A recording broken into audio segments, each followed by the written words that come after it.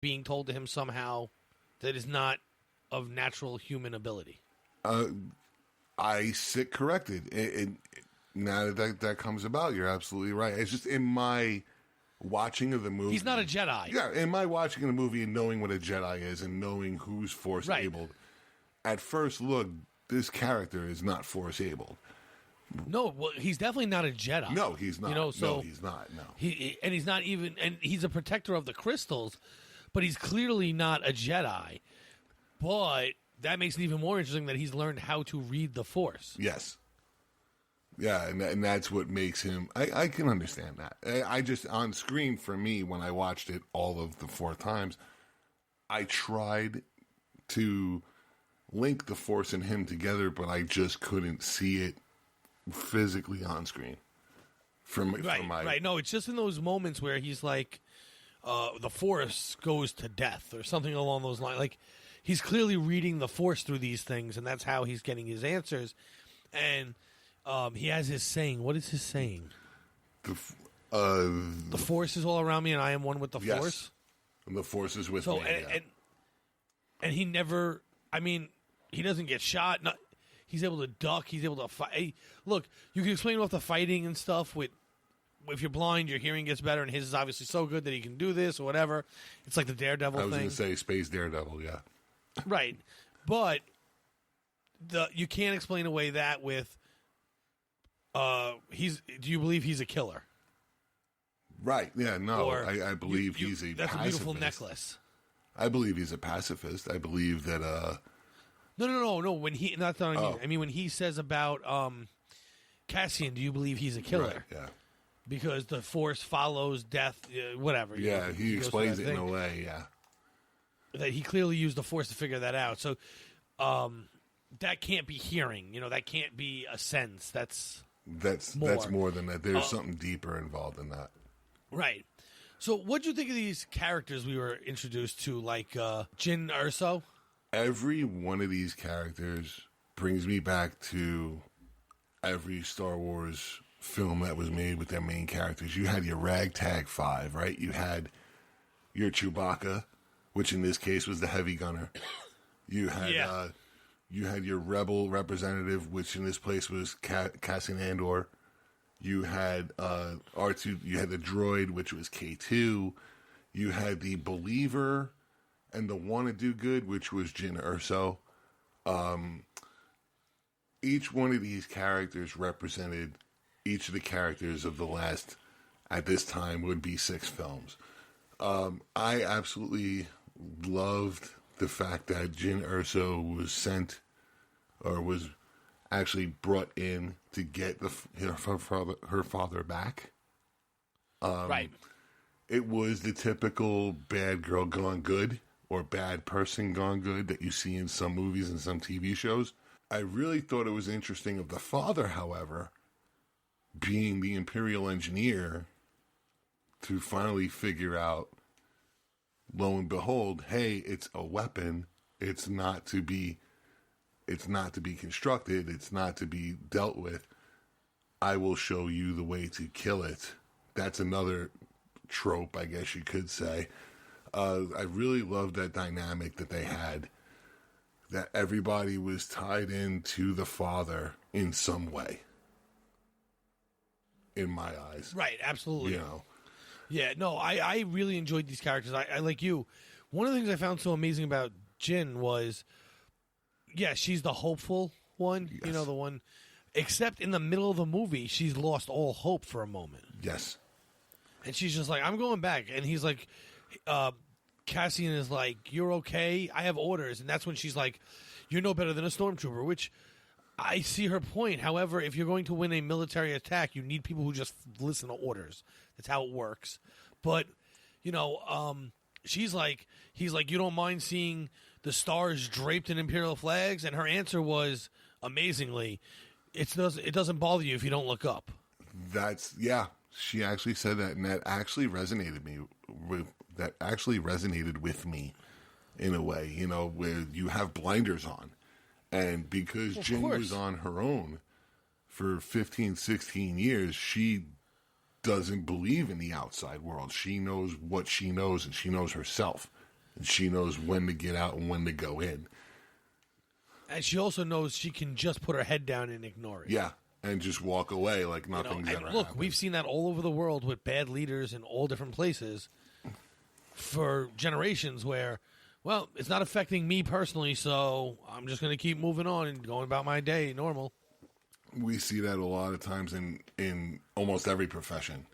You know, most, but you're right. World leaders, state leaders, you're right. You know, if it doesn't bother Not them, every German was a Nazi. that is true. Some, and they're just as bad, by the way, but some just ignored it, and they enabled it.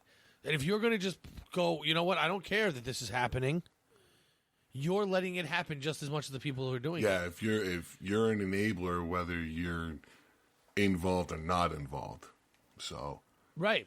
absolutely, I agree. So she was turning into that character, and then very quickly, and they wrote it well because it makes sense the way it happens, but she very quickly turns back to wanting to fix things. Yes. And I think really she wanted to do it for her dad, and the fact that Yes. mostly for her dad, but the fact that she sees that the Rebel Alliance has the good and wants the good, and deep down inside, that's what she wants. Is she wants the good for not only for herself, but the good for everyone around her, where the blinders are actually going peripheral. Yeah, absolutely. I agree. Then we have our character Cassian, who we keep talking about. Now, he's like your Han Solo, I guess, right? You'd say? Yeah, Han Solo meets Jack Bauer kind of entrance. Yeah. But he's like that rough and tumble kind of, you know, we first introduced to him, he kills 2 stormtroopers, and the guy was just giving him information. So, and the guy's like, oh, I can never climb out of here with my arms. He's like, shh, it's okay. Boom! And he shoots the guy in the back. Yeah, that's why I say Jack Bauer, because, you know, Bauer just would do that. But this is Yes, he would. it's so true. But this is a very interesting character in itself. You know, he is a rebel intelligence operative. He has a mission. It needs to go through. And it will go no matter what the cost. No, granted, it's a movie and that's the plot, but the way he goes about it and the way he's the communications, he's the liaison between the Rebel Alliance and what's going on the ground. And he's also trying to keep everybody together in order to make this plan work. Well, what I love about it so much, too, is, look, the introduction to him makes him a ruthless killer, right? Yes. And he kind of portrays that through the movie. And then towards the end of the movie, I know we're jumping all over, listeners, sorry. But towards the end of the movie, when the council decides to do nothing because of the Death Star, and they find out that this Death Star exists, and their answer basically is, well, it's such a powerful weapon, we might as well just give up now and go into hiding. He comes out with a bunch of buddies, and he says to Jin, he says, we've done horrible things in the name of this Rebel Alliance. If we were to just walk away now, that was all for nothing. So he understands what he does to be somewhat at least questionable, right? But he knows he has to do it for the betterment of mankind, let's say. That's a good way to put it, and you're absolutely correct yet again. You are correct, sir. But you are correct in a sense, because he's seeing, just like Jyn Erso sees good, he's seeing the good, and he sees what the Rebel Alliance needs, and him and Jyn and the rest of the gang, along with 20 other soldiers, join up. Right, I mean, look, and they have a pilot that used to be an Imperial pilot, so they have a means of doing something about this. And his attitude, you know, my view of I always liked the character through the whole movie, but my view of what the character believed of the character changes at that moment. He is actually a good person. Right. Because sometimes good organizations, good groups, will have bad people that do bad things, right? However, I don't believe this to be a bad person. I believe this to be a person who understands bad things have to happen to solve an issue of this magnitude. I believe he knew what he was getting into and wanted to get out. And his way of getting out is to defect. And it just so happened Jin's father was the one. Oh, no. I confused you because I talked about the pilot. I meant Cassian was a good person. Okay. I think overall he's a good person. I think you're the pilot, whose name is... Bodhi, yes. I believe you're absolutely correct that he got in and knew he wanted out, and he got a right way out. But I think Cassian is a good person who just knows bad things have to happen, and he's able to stomach that. He's your hero. That's what it is. A lot of people look to Jyn Erso as the main character of the story, but as you read into each of the characters, it's Cassian that does, I'd say, about 85% of what's going on. Yeah, absolutely. So and that's something that you realize towards the end. Everybody boasts about Jyn, but towards the end, you look at it and go, well, Cassian planned everything out and was able to do X, Y, and Z. But wasn't he? But didn't do it alone. Didn't have the world on his shoulders. He also had his buddies to help him out. So right, absolutely. So now one of my favorite characters dies late in the movie, but one of the first main deaths, and this has to be my favorite character of this movie. K2SO is phenomenal. Oh my God, I love Alan Tudyk when he does the voice of this robot.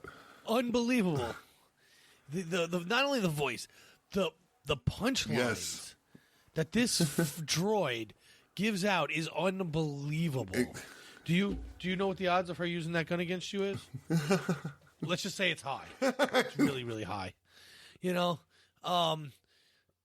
Just when they're like, "Where are you taking these prisoners?" They're prisoners, yes. And where are you taking them? To the prison at the prison. Yes.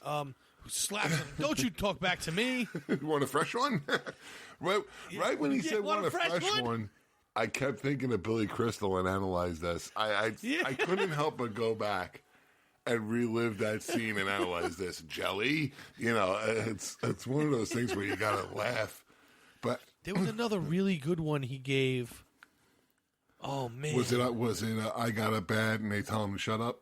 When it was supposed to be I got a bad feeling, they tell him shut up. Yeah, I think that was a good one too. Yep.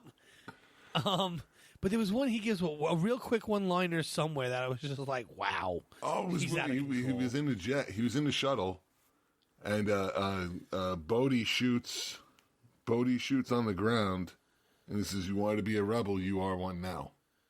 There was that line. That's too. A great line. And then it's a great scene when Jyn gives him the gun. He's all, "You always wanted one." Yeah, you always wanted one. But his fingers, you see his hand, it was like 3 times the size of the gun. He couldn't pull that trigger if he wanted to. And but then he's like, "You always do things that are unexpected." But his death was like really sad. It was. He was he sacrificed himself for the plans to be sent. The character, although it reminds the viewer of C-3PO, in a way, is a hero in itself. Look, C-3PO and R2-D2 are awesome characters, but they are absolutely nothing more than support cast. Absolutely.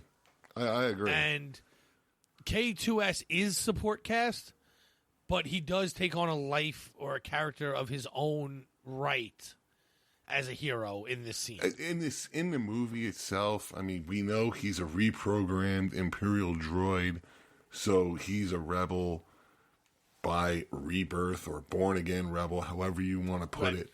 But the character in itself is so. We're a droid. The C-3PO and R2-D2 are we'll call it one-dimensional. K2 is 3-dimensional in every sense of the word. Yeah, very multifaceted. Oh, I remember the line. So when she's shooting everybody, all the stormtroopers, she shoots a droid, and you think as the viewer that it was K2SO, and he's like, and he's there, and he's like, "Did you know that wasn't?" Yes, me? yes, yes. I remember that scene, and how. Yeah. I mean, again, the one-liners, kudos